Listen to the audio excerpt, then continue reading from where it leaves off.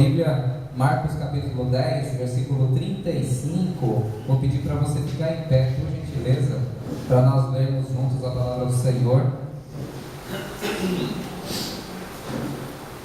Marcos 10, 35. Então se aproximaram dele Tiago e João, filhos de Zebedeu, dizendo-lhes: Mestre, queremos que nos concedas o que te vamos pedir. 36. E ele lhes perguntou: Que quereis que vos faça? Responderam-lhe: Permite-nos que na tua glória nos assentemos, um à tua direita e outro à tua esquerda. 38. Mas Jesus lhes disse: Não sabeis o que pedis. Podeis vós beber o cálice que eu bebo, ou receber o batismo com que eu sou batizado? Disseram-lhe: Podemos. Tornou-lhes Jesus: Bebereis o cálice que eu bebo, e recebereis o batismo com que eu sou batizado. Quanto, porém, ao assentar-se à minha direita ou à minha esquerda, não me compete concedê-lo, porque é para aqueles a quem está preparado. 41. Ouvindo isto, indignaram-se os 10 contra Tiago e João. Mas Jesus, chamando-os para junto de si, disse-lhes: Sabeis que os que são considerados governadores dos povos têm-no sob seu domínio, e sobre ele os seus maiorais exercem autoridade. Mas entre vós não é assim, pelo contrário, quem quiser tornar-se grande entre vós, será esse o que vos sirva. 44. E quem quiser ser o primeiro entre vós, será servo de todos, pois o próprio Filho do Homem não veio para ser servido, mas para servir e dar a sua vida em resgate por muitos. Amém. Oremos. Senhor Jesus, ó Deus, abençoa por favor a leitura da tua palavra, Senhor, e que essa simples leitura, Senhor, já possa ter falado aos nossos corações, com base no ensinamento tão bacana que o teu Filho Jesus deu aos discípulos, e que nós possamos nessa noite também, Senhor, extrair as melhores lições possíveis daquilo que o Senhor ensinou, e que o Senhor possa falar aos nossos corações nessa noite. Tira, Senhor, toda distração, por favor, Senhor, todo desvio de atenção dos nossos corações. Fala o coração desde o jovem até o ancião, para que todos sejam edificados aqui nessa noite, é o que nós te pedimos, em nome de Jesus. Amém. Amém. Os irmãos podem se assentar, por gentileza. Muito bem, irmãos. O texto anterior, que se encontra aí no Evangelho de Marcos, no versículos 32 ao 34, foi o que nós compartilhamos na semana passada, e nós falamos a respeito da coragem de Jesus de ir até o fim na sua missão, até o fim na vocação pelo qual o Pai o havia chamado. Foi o terceiro anúncio da paixão, quando Jesus disse que ele seria entregue aos principais sacerdotes e fariseus, seria cuspido, seria chicoteado, seria morto, mas ao terceiro dia ressuscitaria. Então Jesus tinha dado uma notícia relativamente triste, muito triste, mas também disse que ressuscitaria. E nós abordamos esse fato de Jesus ter coragem de ir até o fim, mesmo sabendo o quanto ele sofreria na mão dos fariseus e na mão dos sacerdotes. Nesse texto de hoje, depois de uma notícia daquela, é estranho, mas 2 discípulos vieram pedir uma promoção para Jesus. Queremos uma promoção. Queremos que quando o Senhor vier na sua glória, o Senhor deixa eu e o Tiago, eu e meu irmão, Tiago e João, um sentar à sua direita e um sentar à sua esquerda. Vieram pedir uma promoção para Jesus. Uma coisa completamente descabida. Jesus tinha acabado de falar que ele ia morrer. e os caras estão pedindo ia sofrer, e os caras estavam pedindo uma promoção para Jesus, querer cargo top de autoridade. E aí Jesus disse: olha, vocês poderão beber do cálice que eu tenho para beber e batizar com o batismo com que eu sou batizado? E eles disseram: olha, nós podemos. Aí Jesus: então, beleza, vocês serão, mas quanto ao sentar à minha esquerda ou à direita, não sou eu que decido, é o Pai que vai decidir, não sou eu que vou decidir. E aí Jesus chama, o texto diz que os outros discípulos ficaram indignados, falando: não, qual que é a sua, pedindo isso daí para o mestre? Quer dizer, ficaram assim, até o Pedrão, né? E aí Jesus aproveita, chama os 12 e fala: olha, no mundo, as autoridades, os governadores, eles exercem domínio sobre as pessoas, eles exploram as pessoas, mas entre vocês não será assim. Antes, pelo contrário, quem quiser o primeiro que seja o último, quem quiser ser o maior, seja como o que mais serve, porque o Filho do Homem não veio para ser servido, mas para servir e dar a sua vida em resgate de muitos. Então eu vou pedir para você ficar com a sua Bíblia aberta, para a gente fazer como a gente sempre faz, avaliando versículo por versículo, para que nós possamos extrair daqui as melhores lições. Eu vou pedir se alguém puder trazer uma aguinha aqui para mim também, hoje minha garganta está um pouco ruim, então não vou gritar muito com vocês hoje, tá bom? Vou falar baixo, beber bastante água. Veja, no versículo 35, eu não grito com vocês, para dar ênfase. No versículo 35 diz que Tiago e João, filhos de Zebedeu, se aproximaram de Jesus, e eles dizem que estão para pedir algo e eles querem que Jesus conceda. Vou te pedir uma coisa e por favor quero que o Senhor conceda. Sabe aquela pessoa que vem chegar para você e fala assim: você pode me fazer um favor?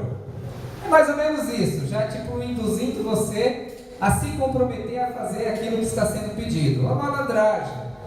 E o Tiago e o João, vocês se lembram que eles eram pescadores, e eles deixaram imediatamente a casa do seu pai para seguirem Jesus. Isso está lá no capítulo 1, versículo 19 e 20.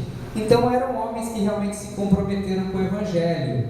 E esse Zebedeu, o pai deles, ele era da indústria da pesca ali, local, vamos falar dessa forma. Então eles tinham empregados, inclusive, o texto diz no capítulo 1. Então era gente que tinha algum dinheiro comparado com as pessoas daquele momento. Eles eram assim, podemos dizer que eles eram alguns dos discípulos que tinham grana, deixaram tudo para seguir Jesus. Talvez alguém que tivesse uma condição financeira assim, maior do que eles, ou tanto quanto fosse Levi, que era cobrador de impostos, funcionário público. Muito bem. E aí no versículo 36, Jesus vai dar linha, vai dar corda para eles exporem o que eles querem. Então Jesus diz para eles: o que queres que eu vos faça? Jesus, ele é esperto, ele não pode pedir aí que eu faça, não é assim. Então fica um conselho para a sua vida: quando alguém te perguntar, você pode me ajudar? Você não vai dizendo claro, não, diga assim, depende, o que você vai me pedir? Não se compromete assim de cara, seja assim, seja esperto, faça como Jesus. Claro que eles sabiam o que eles iam falar, mas esse é o procedimento do Senhor, deixa que as pessoas se manifestem. O que vocês querem que eu faça? E aí no versículo 37, olha o pedido deles: permita-nos que na tua glória nos assentemos, um à tua direita e outro à tua esquerda. Olha que ousadia, que cara de pau, que conceito que eles têm deles próprios, ao ponto de acharem que podem sentar uma à direita e outra à esquerda de Jesus. Estão pedindo uma promoção. Eles querem, o lugar do chefe a gente não pode tirar, mas a gente pode ser os dois vice-chefes, por assim dizer, e nós vamos dominar também, nós vamos controlar. Isso mostra, irmãos, para vocês, para todos nós, veja, já era o terceiro anúncio da paixão que Jesus tinha feito. Ele já tinha explicado que ele veio, que ele ia morrer, que ele ia sofrer. Ele já tinha em outras passagens deixado claro que o reino não era um reino de comando, de domínio, mas ainda assim eles não tinham entendido, tendo aula direta com Jesus por quase 3 anos, eles ainda não tinham compreendido o que era o Evangelho, a missão de Jesus. Então isso mostra assim, mostra que os discípulos, e aí eu me coloco entre os discípulos, nós somos meio cabeça dura, assim. Os discípulos eles demoram para sacar, mesmo Jesus ensinando pessoalmente, e mesmo Jesus ensinando explicitamente, os discípulos demoram para entender qual é a vontade do Senhor. Eles demoram para entender qual que é a missão da igreja, eles demoram para entender qual que é a missão de Jesus. Os caras ainda estão com a cabeça achando que o reino de Jesus vai ser um tipo de reino de Davi, que vem para controlar. Nós evangélicos, vamos eleger o rei, o presidente da república que vai governar em nome dos evangélicos. Eles ainda estão com essa cabeça. Hoje, não é ontem, é hoje. Ainda pensam que o reino de Cristo tem a ver com as coisas desse mundo. Eles pensavam isso naquela época, e muitos pensam isso hoje também. Nós temos que ter um rei cristão, um presidente cristão, um juiz cristão, blá blá blá blá. E eu quero dar à direita e à esquerda, porque eu quero votar também. Então, eles ainda têm essa mentalidade. Há algo positivo no pedido deles. O que é positivo? É positivo no sentido de que eles creem que Jesus virá em glória, reinar. Então mostra fé. Eles têm fé que Jesus vai realmente, que é um reino de glória. Eles acreditam. E nesse momento era o momento que eles menos tinham para acreditar, talvez, porque nesse momento Jesus já tinha falado que ele ia morrer, que ele iria sofrer. Então isso mostra a fé. Então não há algo só de negativo em Tiago e João. Mas o que é negativo no pedido deles? Negativo no pedido deles é que eles querem se sobressair sobre os demais. Eles querem estar acima dos demais. Eles querem dominar. E eles estão, eles mesmos, se colocando numa posição de destaque. Lá em Provérbios diz que seja a boca do outro que elogie, não a sua própria. Não a sua própria boca, seja a boca do outro. Mas esses caras, eles estão se achando bons o suficiente para achar que eles têm que mandar. A mesma coisa muitas vezes nas igrejas acontece. Aquele cara, ele acha que ele tem que ser ordenado pastor. Ele acha que ele tem que ser o presbítero, o diácono, o bispo. Ele acha que ele é apto. Ele não espera muitas vezes a igreja reconhecer as coisas acontecerem naturalmente. Não. Eles estão querendo já cortar caminho. Jesus, promove a gente aí, um à sua esquerda e outro à sua direita. O que é que pode ter levado Tiago e João a fazerem um pedido desse? Algumas especulações. Primeiro, a mãe deles pode ter influenciado, porque no relato de Mateus, capítulo 10, 20 e 21, diz que a mãe foi junto para pedir. Diz que foi a mãe que falou. Então, a mãe às vezes é assim, né? Quer proteger, que é o melhor para o filhotinho, para a filhotinha. Então a mãe chegou, olha, quero pedir uma coisa para os meus filhos, eles são tão bonzinhos, eles são uma bênção, meus filhos. Olha, esse meu filho não me dá trabalho. Vai lá e pede uma promoção para o Tiago e para o João. Interessante, né? Tiago e João, eles eram pescadores. Mas o Tiago e o João, vocês se lembram também que quando eles passaram por uma vila de samaritanos, que não deixaram eles passarem, eles pediram para derramar fogo do céu, né? A gente pode orar pedindo que caia fogo do céu? Então olha o estilão dos caras, né? Cheio de amor para dar, né? Torcendo para que acontecesse um genocídio entre os samaritanos, cheio de entender o Evangelho. Jesus disse, vocês sabem que espírito vocês são. Então talvez tenha sido a influência da mãe falando no filho, né? Filho, vai lá, conversa com Jesus lá, para que na glória dele vocês estejam numa posição de destaque. Então, aí no caso a mãe está estragando o filho aí, né? Falando coisas que não deveria. Uma outra possibilidade é que Tiago e João, eles realmente fazem parte do grupo mais restrito de Jesus. Porque se você ler, por exemplo, Marcos 5:37, 9:2, na ressurreição da filha de Jairo, e na transfiguração, Jesus só chama 3 discípulos: Pedro, Tiago e João. Então Pedro, Tiago e João, eles realmente são os mais próximos, mas aqui eles dão um golpe, né? Tiram o Pedro da jogada e falam: ó, eu, o Tiago e o João, mas e o Pedro? O Pedro, deixa para lá o Pedro.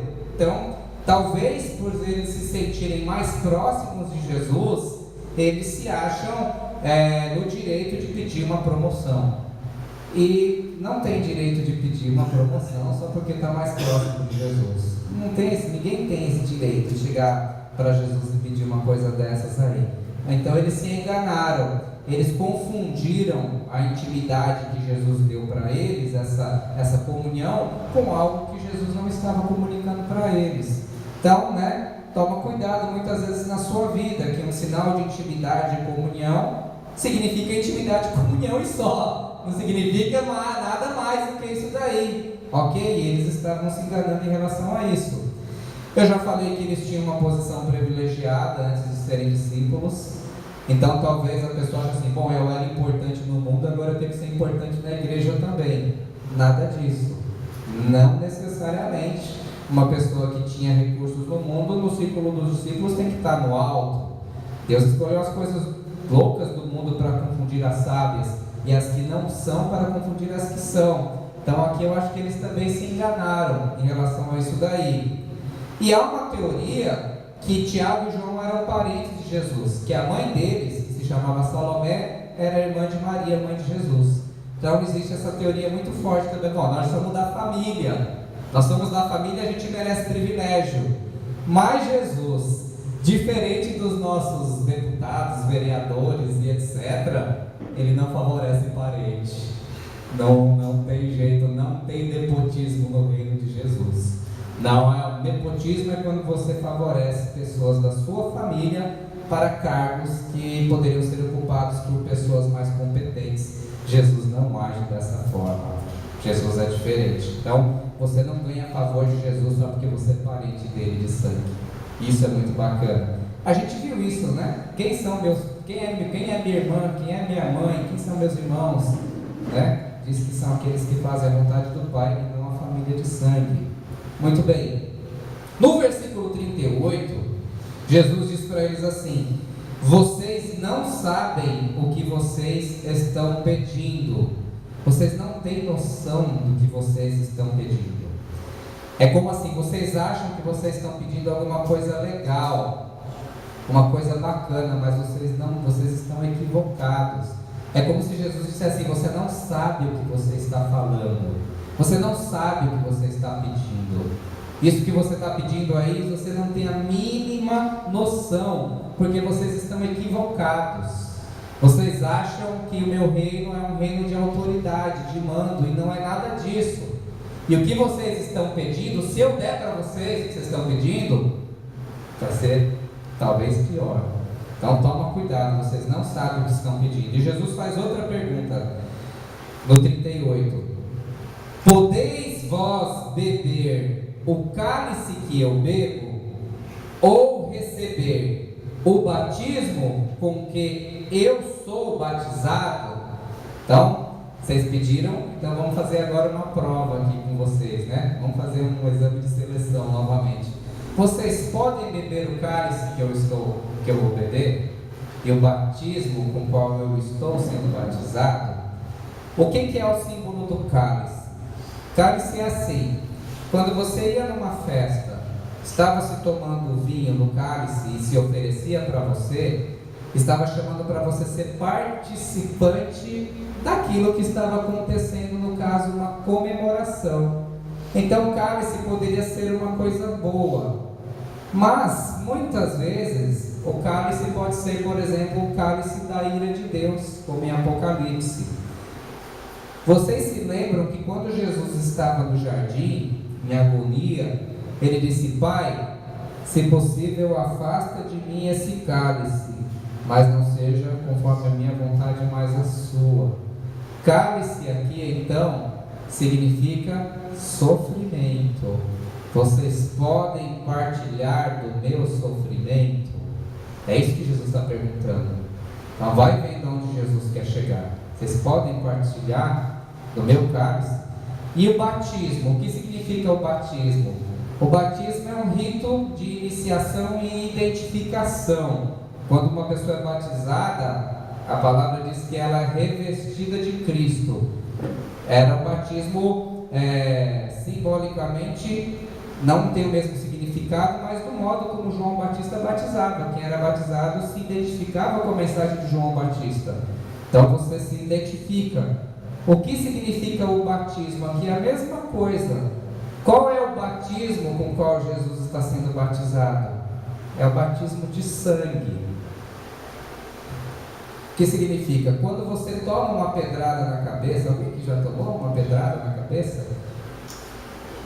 Você começa a escorrer o sangue e você fala, estou molhado. Então você está molhado com sangue. Na igreja primitiva, quando alguém sofria pelo nome de Jesus, ao ponto de derramar sangue, significava que ele recebeu um batismo de sangue. Ou seja, ele manteve a fé em Jesus, ainda que o seu sangue fosse derramado. Então, se antes uma pessoa pega uma água e joga na pessoa, agora é o próprio sangue da pessoa do qual ela está sendo batizada.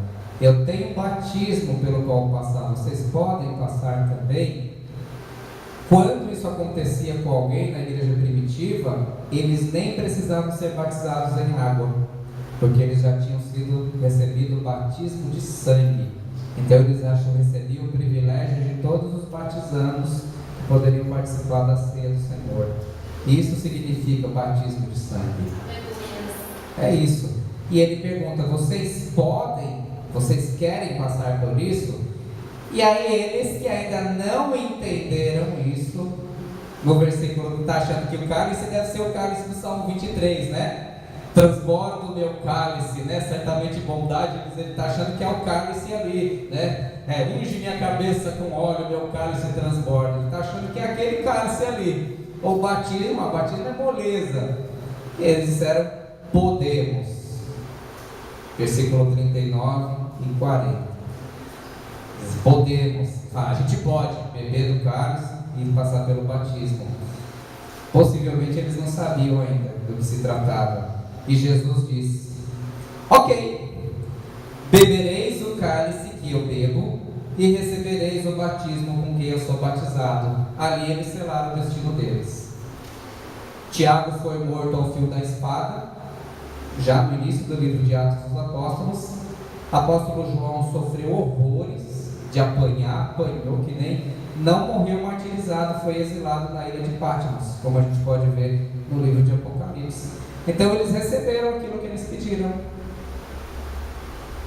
Mas aí Jesus diz, mas assentar-se à minha direita ou à minha esquerda não é dado a mim decidir, mas é para aqueles a quem está reservado. Jesus poupou isso deles. Jesus nos poupou aqui. Como assim, pastor? Você se lembra no Evangelho de João 13:31, quando Jesus foi traído, ele disse assim, agora está sendo glorificado o Filho do Homem. Quando que está sendo glorificado o Filho do Homem? Quando ele está sendo traído e levado para a cruz. Na cruz ele é glorificado. Veja, Tiago e João falam assim, na tua glória queremos estar um à sua esquerda e um à sua direita. Jesus disse, isso não é para vocês. Quem esteve à esquerda e à direita de Jesus foram dois ladrões. Disso eles foram poupados. Então os caras estão achando que vão sentar em reino na glória. Estar à direita e à esquerda de Jesus na glória é estar crucificado ao lado dele. Olha o que os caras estavam pedindo sem saber. Ok, tomar o cálice que eu tenho, ok, bebam. O batismo que eu vou ser batizado, ok. Então cuidado para pedir uma promoção para Jesus, que ele pode te dar o dever do cargo e não te dar os benefícios depois. O cara é promovido, recebe mais responsabilidade, mas não tem aumento de salário. Brincadeira, não tem a ver. Mas veja, disso eles foram poupados. Não precisaram sentar à esquerda e à direita de Jesus. Porque no reino de Deus, ninguém se sentará à esquerda e à direita de Jesus. Porque quem está à esquerda de Jesus é o Pai. Porque a Bíblia diz que Jesus está sentado à destra de Deus Pai. Então não tem trono para quem está à esquerda, não existe isso daí. No reino de Deus todos vão se ajoelhar e jogar as suas coroas para o Senhor, porque Ele que é digno. Não tem isso daí, não vai existir. Mas olha a misericórdia de Jesus. Sentar à minha esquerda e à direita, não sou eu que vou decidir, já está decidido pelo Pai. E aí naquele momento você se lembra que nós tivemos um que se arrependeu e outro que não se arrependeu. Aí no versículo 41 diz que os 10 se indignaram contra Tiago e contra João. Claro, eles se sentiram deixados para trás. O que é interessante é que essa indignação parece mostrar que eles só não tiveram a ideia primeiro, mas eles queriam também. Porque se eles tivessem entendido Marcos 9,35, eles teriam piedade, iam falar para eles: vocês ainda não entenderam. Mas não, o que diz 9,35? Se alguém quiser ser o primeiro, será o último e servo de todos. Mas eles não entenderam, então ninguém entendeu nada. Eles ficaram bravos porque eles queriam também. No versículo 42, diz que Jesus aproveitou a ocasião para ensinar tudo de novo. Então, se você diz assim: eu já errei muito na vida, pastor, errei várias vezes, Jesus me ensinou a mesma coisa, eu fui lá e errei, saiba que Jesus tem paciência comigo e com você, para ensinar quantas vezes for necessário. De vez em quando ele pode falar um pouco mais bravo, né? Até quando vou suportar? Eu não aguento mais. Às vezes o papai e a mamãe falam assim, né? Mas não significa que não ama não, viu? Ama muito. E tem paciência de ir lá e ensinar mais uma vez. Jesus aproveita aquela situação para transmitir. Jesus é craque, né, de pegar um fato que aconteceu e transmitir uma lição na hora. E ele diz no 42, essa lição é impressionante, merece ser lida novamente. Sabeis que os que são considerados governadores dos povos têm-no sob o seu domínio, e sobre eles os seus maiorais exercem autoridade, exercem poder, exercem comando. 43, mas entre vós não é assim. Olha a mudança. Entre vós não é assim. Pelo contrário, é o contrário.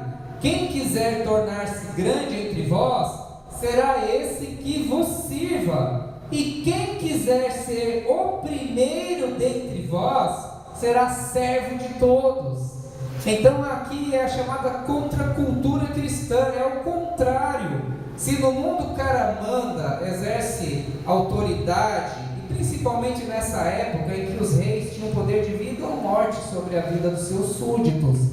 Nesse tempo não existia democracia ainda. Então era um poder ditatorial, despótico. Jesus está dizendo: entre vocês não é assim, é o contrário. Quem quiser ser o maior, seja como o menor. Quem quiser ser grande, deve servir. Então é como se fosse uma pirâmide ao contrário, com o crente embaixo, suportando e servindo.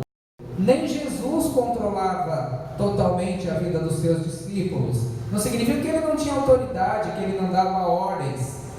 Mas não existe esse controle, esse domínio absoluto. Não existe ditadura no Evangelho. Não existe isso daí. Ninguém faz algo que não tenha pelo sua livre manifestação de vontade aderido. Certo? No mundo é assim, mas na igreja não é assim. No poder do mundo, a autoridade é exercida para explorar muitas vezes as pessoas, para explorar através de impostos, através de poder. Cargos de autoridade geralmente, mesmo nas relações do trabalho, muitas vezes é nesse sentido, né? Alguém está querendo levar lucro em cima de alguém, é uma exploração. Aí isso às vezes entra dentro da igreja também, né? Os líderes religiosos, como na época de Jesus, explorando das pessoas, através das suas contribuições, dos seus impostos, das suas ofertas, eles levando vidas de reis, enquanto a grande maioria das pessoas viviam na pobreza e na miséria, com muitas dificuldades. Esse é o padrão do mundo até hoje, em muitos países. O nosso não, que o nosso país é muito adiantado, mas em alguns países assim, políticos, governadores, juízes, pessoas vivendo de forma regalada, enquanto a maior parte do povo padece. É isso.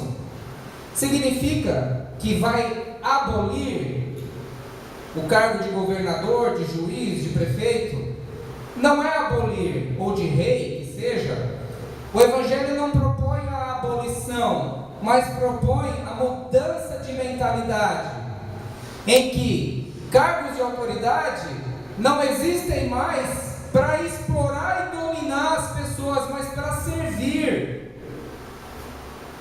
A civilização cristã levou 1800 anos para sacar isso, porque antes o governo dos reis era meio absolutista, e isso em sociedades cristãs.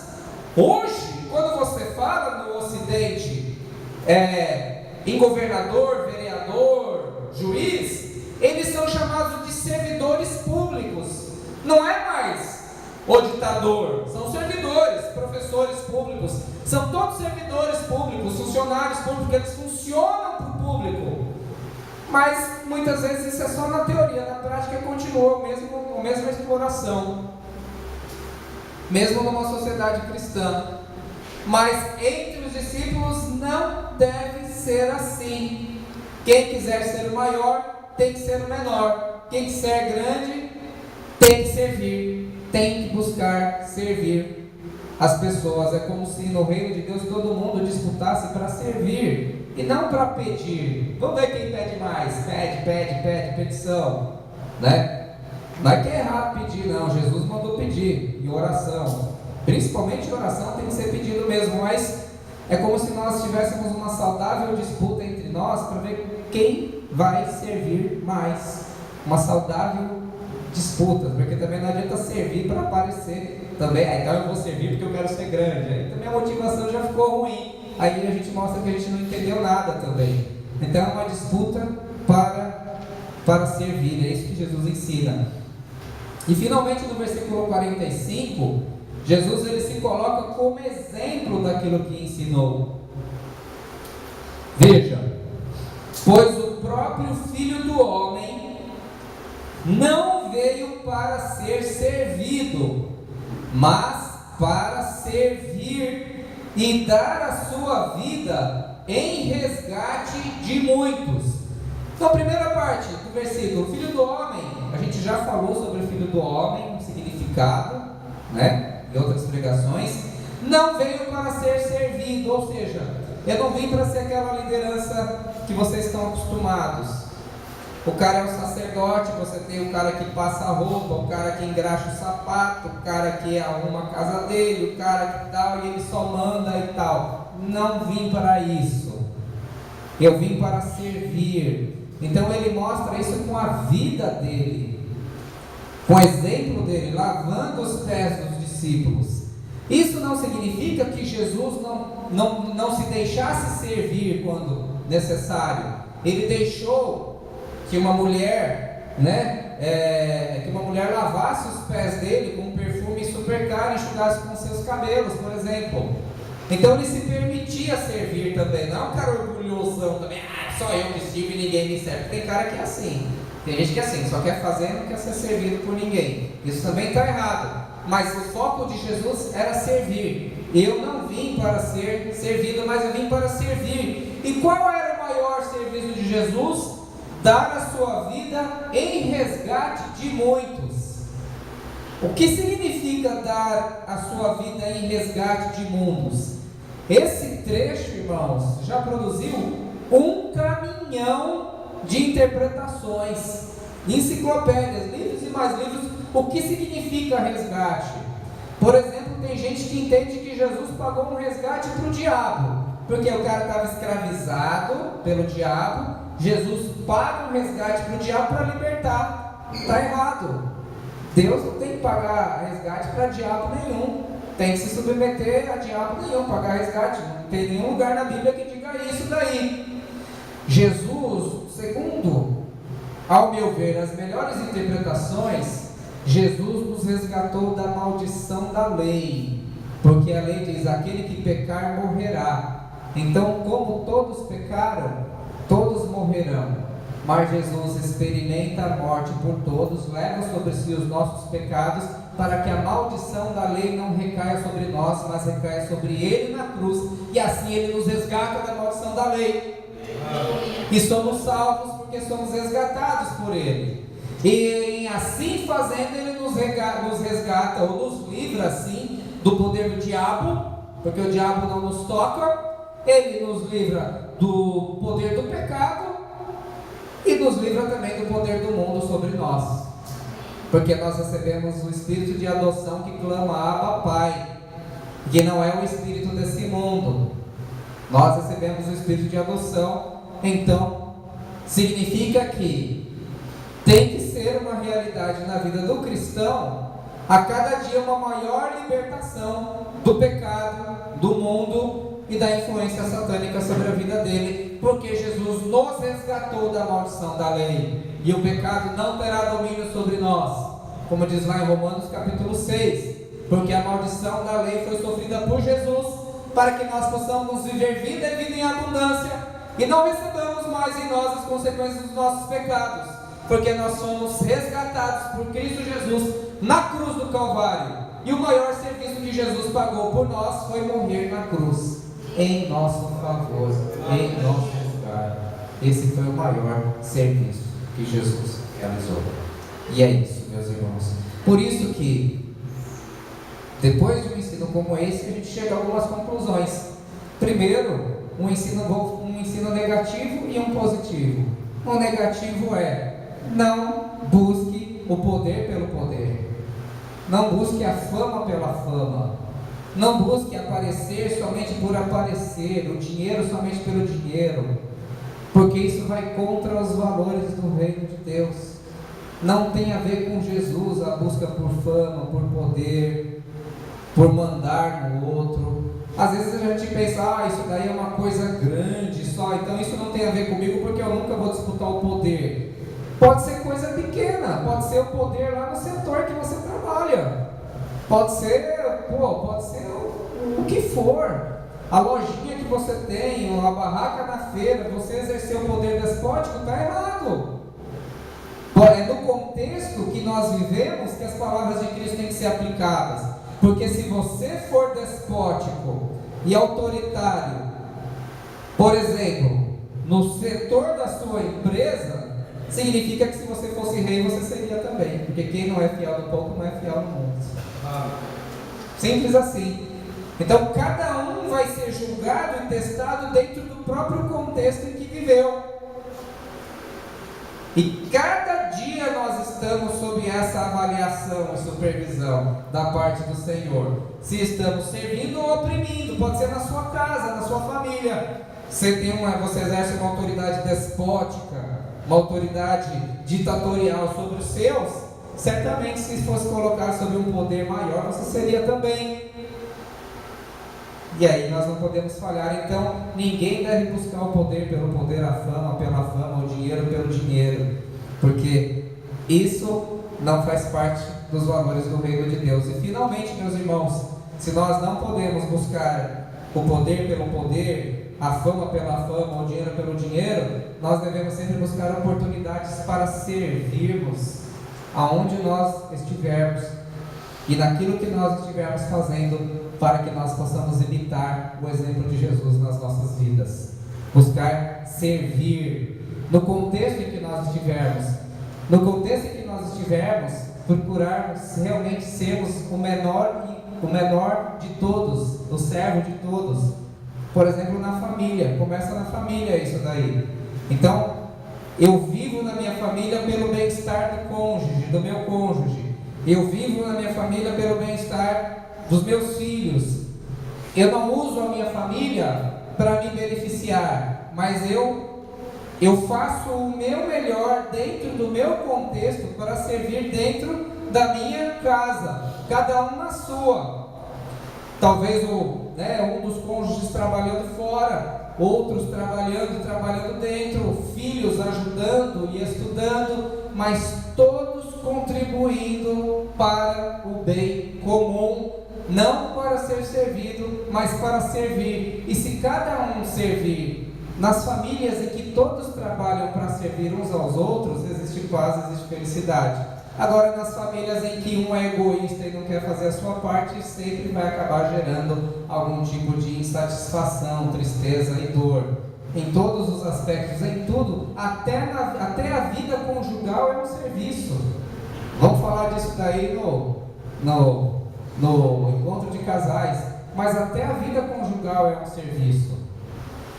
Se você procura uma válvula de escape fora do seu relacionamento conjugal e deixa de servir o seu cônjuge, você está pecando.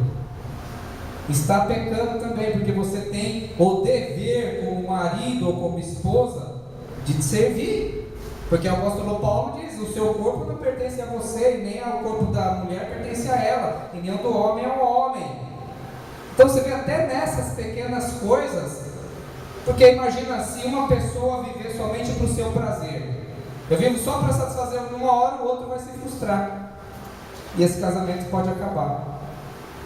Simples assim. Simples assim. É só eu me satisfaço. Você usa a pessoa. Entende? Então, nas mínimas coisas, em todo o contexto, na sociedade, procure oportunidades para servir na sociedade também. Geralmente a nossa atuação na sociedade geralmente se dá pelo trabalho, né? Seja dentro de casa ou fora de casa.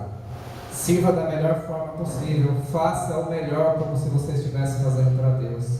Faça o melhor móvel, corte o melhor cabelo, atenda da melhor forma o paciente, o cliente, atenda da melhor forma o cliente também, né? Se você estuda, eu sou estudante, pastor, estude da melhor forma que você puder, não para você ser melhor do que o colega, faça o melhor que você puder para Deus, porque é segundo a sua força e não a força do outro.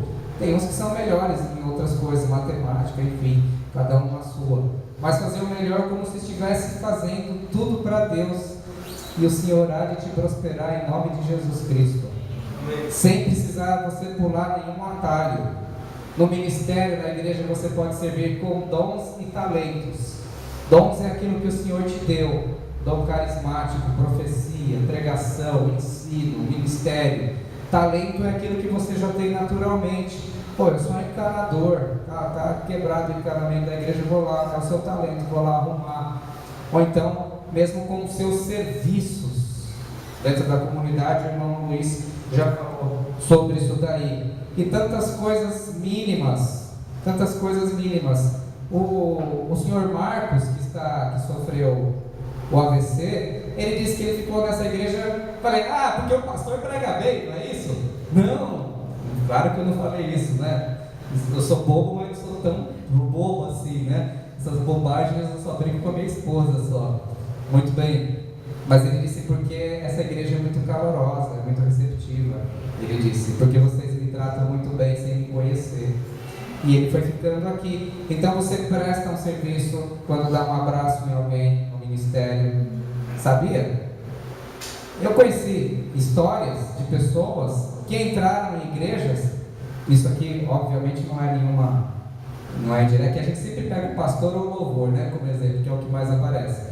O cara entrou na igreja que o louvor era lindo, maravilhoso, mas como ele entrou com uma roupa suja e fedendo, porque ele era morador de rua, não deixaram ele sentar no banco novo da igreja, porque o banco era importado, deram uma cadeira de plástico para ele. Aqui ele ia estar em casa, porque todas as cadeiras são de plástico. E ele se sentiu tão triste, né, com isso daí. Eu estou falando, aqui nós estamos falando de tom de brincadeira, mas ele se sentiu tão triste que ele foi no viaduto vermelho e se jogou, e se matou. Claro que não foi por causa disso, mas era por causa dos problemas que ele já tinha. Então, naquela igreja era mais importante um abraço para ele do que um louvor maravilhoso. Muito mais, né? muito mais para a vida daquela pessoa. Telefonar para um irmão ausente. Porque toda vez é o pastor que telefona, parece que é o pastor interesseiro, né? Ah, você sumiu, hein? Sentindo falta do seu dízimo aqui. Não, não pode ser. Outras pessoas também, você presta um serviço, visitando alguém enfermo, né? Trazendo, muitas vezes no final do culto, a gente tem ali um momento de partilha, que os irmãos trazem. Isso é um serviço que você presta também para a comunidade. Enfim, orar pela vida de alguém. A gente encontra sentido na vida fazendo serviço. Ouvi o depoimento de uma senhora que já havia criado os filhos já casados, bem encaminhados, com o neto. Ela era viúva, fala, pô, eu não tenho mais nenhuma missão na vida. Foi perguntar para o pastor dela, eu posso me suicidar? Não tinha mais nenhuma missão na vida. Aí ele conversou, fez um pastoral com ela e indicou uma escola infantil que precisava de voluntários. E ela foi trabalhar como voluntária nessa escola e ela redescobriu o sentido da vida dela servindo. Então, eu estou muito chateadão, estou sempre deprimido. Então, eu acho que se você buscar ser significativo na vida de alguém, através do seu serviço, você vai reencontrar o sentido da sua vida. Porque você vai deixar de focar na sua dor e vai começar a focar nos sorrisos das pessoas que forem servidas pela sua vida. Amém, meus irmãos? Então é isso, meus queridos. Nós não devemos buscar aquilo que Tiago e João buscaram. Deus é tão bondoso que permite que essas histórias ficam registradas na Bíblia para o nosso aprendizado. Mas nós devemos, a exemplo do próprio Jesus, que não veio para ser servido, mas para servir, nós também devemos buscar servirmos uns aos outros no poder do Espírito Santo e em nome de Jesus. Amém? Vamos ficar de pé, vamos orar na presença do Senhor.